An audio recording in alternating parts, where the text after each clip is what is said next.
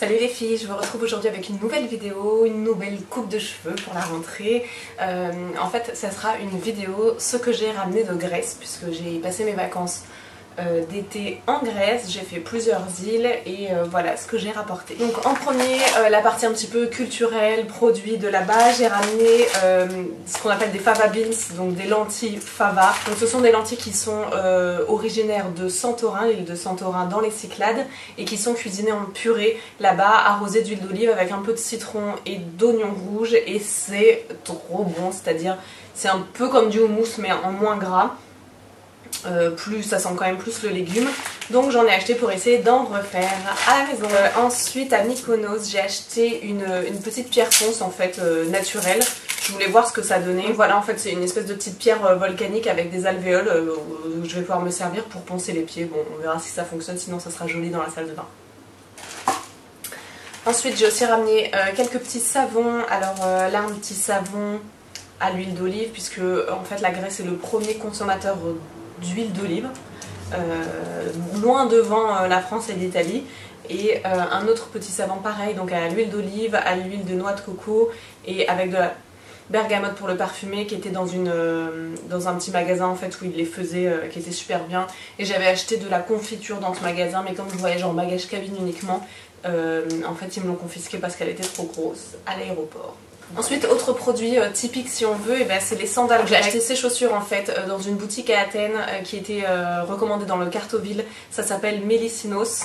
En fait, c'est un monsieur qui a une boutique de sandales en cuir qui font à la main, et en fait il les fait à mesure sur votre pied, c'est-à-dire il vient les régler à mesure. Alors moi j'ai acheté ce modèle là que je vous montrerai porter en fait, qui est donc une sandale toute simple en cuir naturel, donc qui se patine avec le temps, c'est-à-dire qu'elle est un peu claire mais ça va venir se tanner et devenir un peu plus foncé avec le temps. Et voilà, et des petites lanières en fait, et il règle la petite lanière à taille. Donc ça c'est des modèles comme celui-ci ainsi que celui-ci. Comment ça fonctionne? Ainsi que celui-ci. Qui sont auto-ajustables, c'est-à-dire en gros on peut tirer les lanières pour les régler si besoin. Mais il y avait aussi des très belles chaussures plutôt en forme de tongs ou de sandales vraiment sur le pied, et là ils mesurent vraiment, c'est-à-dire que vous pouvez même pas les acheter pour quelqu'un d'autre, il faut vraiment que le pied soit là pour qu'il les fasse à la taille. Elle coûtait 40 €, donc ce qui est cher pour des sandales, mais en même temps pas cher pour des sandales en cuir de cette qualité faites à mesure sur votre pied. Donc voilà, je vous laisse juger. Elles étaient, ouais c'est ça, entre 33 et 45 € peut-être pour les plus compliqués, mais voilà, c'est une belle boutique. Donc ensuite, comme je vous disais, moi je voyage uniquement en bagage cabine par gain de temps, c'est-à-dire que je n'ai pas besoin d'enregistrer mon bagage, donc je m'enregistre sur l'application, sur mon téléphone. J'ai ma carte d'embarquement et je viens à l'aéroport 1 heure avant, donc je gagne du temps. Je gagne de la place, c'est-à-dire que du coup j'emmène que l'essentiel, je voyage avec peu. C'est plus simple de sortir la valise, ranger la valise quand il faut partir de l'hôtel, etc. Et je gagne aussi de l'argent si bien sûr on a besoin de payer le bagage en soute. Et en plus c'est aussi très sécuritaire, c'est-à-dire qu'au moins mon bagage est avec moi à chaque instant. Je n'ai pas peur de le perdre, je sais que toutes mes affaires sont avec moi si j'ai besoin de quelque chose pendant le vol ou pendant le trajet. Donc voilà, cela étant dit, le seul petit bémol en fait, quand on est un peu beauty addict comme moi, il y a des réglementations en fait dans les vols et dans les bagages cabines qui font qu'on doit avoir uniquement des produits qui font donc 100 ml maximum, d'où la confiture qui m'a été confisquée parce qu'elle faisait 150. Et tout doit tenir dans un petit sac de 20 par 20. Donc quand on est beauty addict comme moi et qu'on veut ramener des produits de beauté un peu inédits des pays qu'on visite, et il reste l'option aéroport. Donc, en premier je suis passée dans la boutique Korres. Donc Korres c'est une marque grecque qui a des compositions on va dire un peu naturelles. Il n'y a pas de certification bio sur les produits, donc là par exemple j'ai acheté moi uniquement 2 gels douche. On est sur 86,7% naturel. C'est une marque qui surfe un petit peu quand même sur l'effet green, même s'ils essayent d'avoir des compositions naturelles. Je pense pas que ce soit le cas pour l'ensemble de leurs produits, donc il faut les prendre pour ce que c'est. C'est des compositions qui sont meilleures que ce qu'on va trouver dans notre supermarché, mais on n'est pas non plus dans un produit naturel ou bio, etc. Cela étant dit, j'ai acheté quand même 2 gels douche parce que j'adorais les odeurs. Le premier, c'est celui à la guava. Alors, je ne sais pas exactement ce que c'est la guava, mais l'odeur est à tomber, à une odeur un petit peu sucrée mais pas trop, et vraiment super bonne. Donc celui-ci. Et le deuxième, c'est, bon, je l'ai un peu acheté à cause du packaging, je l'avoue, c'est celui qui est donc le gel douche Santorini Vine, pardon, donc les vignes de Santorin, et voilà, le packaging est joli, me rappellera un petit peu mes vacances de cet été.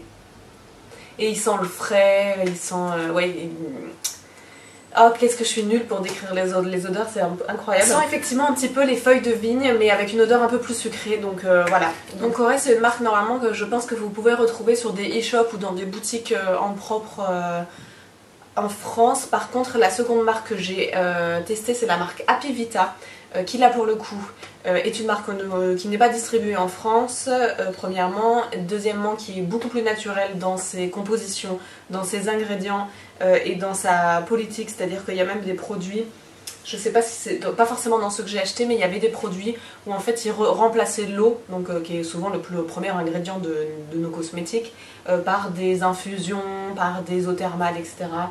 Donc très bon point, j'ai vraiment adoré l'esprit de la marque.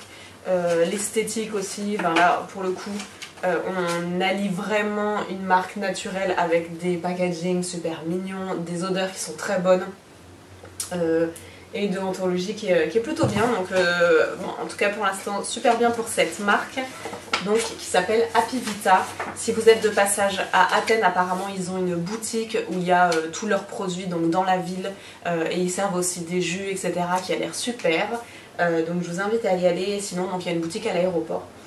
Moi j'avais pu aussi tester ces produits dans mon hôtel, en fait, dans mon hôtel à Santorin. Il y avait des miniatures de ces produits que j'ai trouvé pas trop mal, donc ça m'a donné encore plus envie d'aller faire un tour à la boutique. Ce que j'ai acheté donc de cette marque, en premier, c'est donc des masques individuels. Donc ils en ont plein, des masques individuels à tous les goûts possibles et imaginables. Moi j'ai pris dans la gamme hydratante celui au miel, celui au raisin, voilà, qui est anti-rides et fermeté, et enfin le revitalisant et radiant, donc un peu éclaircissant à la grenade. Donc voilà pour ces masques, puisque j'avais pas mal de masques que j'avais achetés au Japon, mais j'avais envie d'avoir aussi des masques un peu plus naturels. Donc voici. Et ensuite j'ai pris quelques petites choses pour les cheveux parce que je savais que j'avais fini mon masque, enfin bref, en gros j'en avais besoin, s'il faut encore une excuse. Donc j'ai pris le shampoing. Donc là aussi c'est pareil, c'est marqué 85% ingrédients naturels. C'est le shampoing pour les racines grasses et pointes sèches. Donc c'est exactement ce que j'ai, et c'est aux orties et au miel. Et il a une odeur qui est vraiment très sympa. Je m'excuse, je vois que c'est marqué 85% naturel, donc on n'a quand même pas l'ensemble du produit qui est naturel, mais il y a quand même pas mal de ingrédients qui sont aussi d'origine bio. Et ensuite le masque. Donc masque pour les cheveux colorés et pour réhydrater, et c'est celui donc au tournesol et au miel, en fait pour remplacer un petit peu le masque Kiehl's que j'utilise. Il sent très très bon, donc il sent très bon, ce qui est quand même appréciable parce qu'il y a quand même pas mal de produits naturels qui ont quand même une odeur un peu franche